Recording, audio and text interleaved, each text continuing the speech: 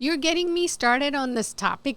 We should. It's a very Gujarati અને ગરબાના વારામાં વાત ના કરે તો ઇમોશન છે આપણા માટે. ના મને my biggest pet peeve is કે ગરબામાં તમે બોલિવૂડ સોંગ્સ ના લાવો. ગરબામાં તમે ગરબા જ રાખો અને ગરબામાં તમે ઇન્સ્ટ્રુમેન્ટ પણ એવા જ લાવો કે જે ઓથેન્ટિક પહેલાં હતા.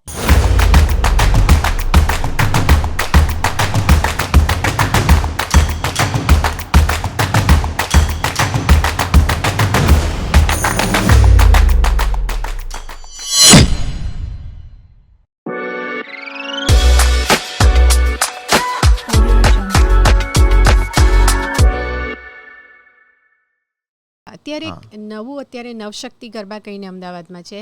પ્રફુલ દવે પહેલાં બહુ ફેમસ સિંગર હતા, હજુ પણ છે. પણ his son Hardik Dave started this વેર જે ટ્રેડિશનલ ઇન્સ્ટ્રુમેન્ટ હતા કે જેમાં તમે ઓરો ટ્યુનિંગ નહોતું કે કીબોર્ડિંગ અને હાઈ લેવલ નહોતું કે ઇલેક્ટ્રિક ગિટાર નહોતું. સિમ્પલ જે ઇન્સ્ટ્રુમેન્ટ હતા, સર્કલમાં બેસીને બધા ગાતા ને જે રીતે ગાતા without any big lights or big sound effects. એવા ગરબાની જરૂર છે. અને અહીંયા આપણને યુએસમાં તો બહુ જ ઓછા મળે છે. આર્ટિસ્ટનો વાંક નથી. Artists are all wonderful. Aditya Gadvi is fantastic. My one of my favorites. He's fabulous. So are all the other singers that come out here. But it's the organizers that put on these shows. They have certain expectations કે ગરબાને બદલે concert ઘોષિત કરી નાખો એને, ગરબા કઈ ના જ બીચશો એટલે ચાલે જ નહીં. એ અમુક લોકો છે ને તે કદાચ ચલાવી લેશે ને કદાચ થોડોક ટાઈમ ચાલે, પણ આઈ થિંક જે આપણું ગરબાનું જે એકદમ એનું શું કહેવાય એનું જે હૃદય છે ને એમાં ઇટ્સ ગેટિંગ લોસ. કરેક્ટ.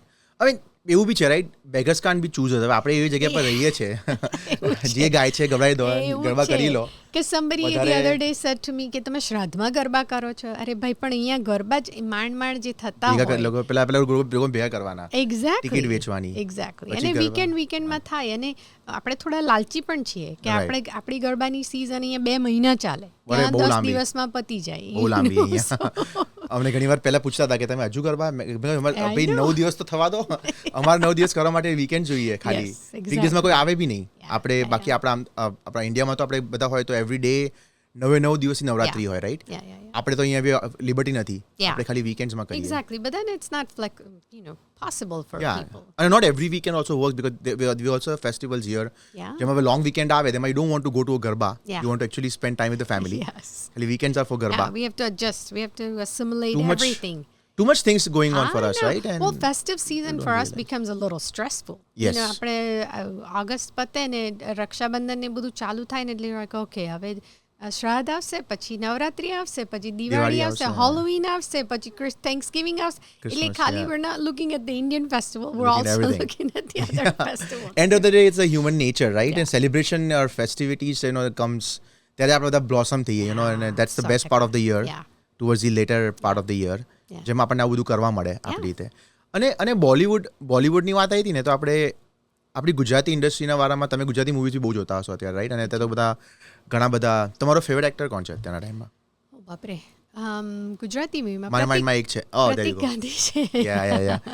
એનું arc, his story has been so genuinely crazy. Like ક્યાંથી એને શરૂ કર્યું હતું ને હવે તો like he's a leading man even in Bollywood. But there are so many good ones. Ojas Raval is one of my all-time favorites. એને તમે નાટકમાં લાઈવ જોવો ને, કોમેડી ફેક્ટરીમાંથી આજે આવ્યા છે એમને બધા જ. મનન દેસાઈ, મલ્હાર ઠક્કર, બધા.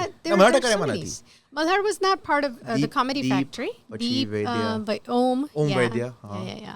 I love that group. Their show Lavari is one of my favorite things. My daughter and I watch them all the time. Did you get to go to? They came to LA, right? No, they came to LA and Manan called out for me, but unfortunately I wasn't able to go to that event. Okay. Yeah. મારે જવાની બહુ ઈચ્છા હતી. They came in Edison, but I had something going on. Yeah. મેં મનનને અને ચિરાયુને live જોયા છે. હું મારા 2 ફ્રેન્ડ્સ અમે ગયા હતા અહીંયા એડિસનમાં જ આવ્યા. એડિસનમાં કે સમવેર ઇન દે કેમ હિયર. અને શું એમની એનર્જી છે, લાઈક ઓ માય ગોડ, શું પકડ છે.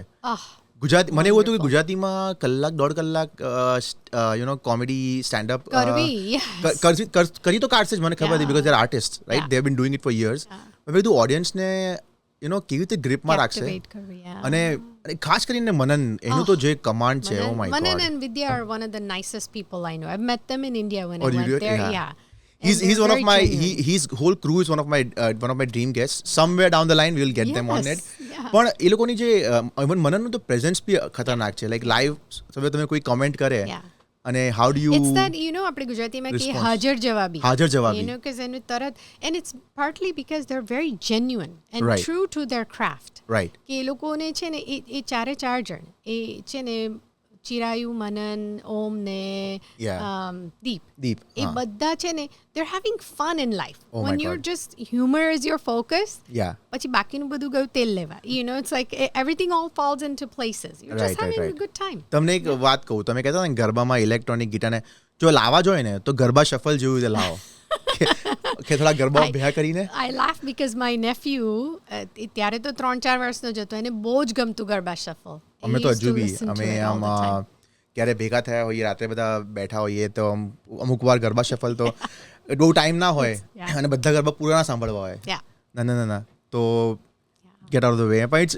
પણ હવે કહેવાનું બધું they are the group who is actually holding this tight right now. અને આપણે ગુજરાતીને કલ્ચરને બહુ સારી રીતે સ્પ્રેડ બી કરી રહ્યા છે. કેવું છે કે ટાઈમ જાય ને એમ તમારે અડેપ્ટ થવું પડે. You can't steel live with the older thoughts. You can't. That's what they are doing. Yeah. But the thing is though, I don't know કે કોણે આ કહ્યું હતું પણ મેં સાંભળ્યું હતું. I think it's Tushar Shukla. જ્યાં સુધી ગુજરાતી નાટકો અને લેખકો જીવતા હશે ને ત્યાં સુધી ગુજરાતી ક્યારેય નહીં જાય.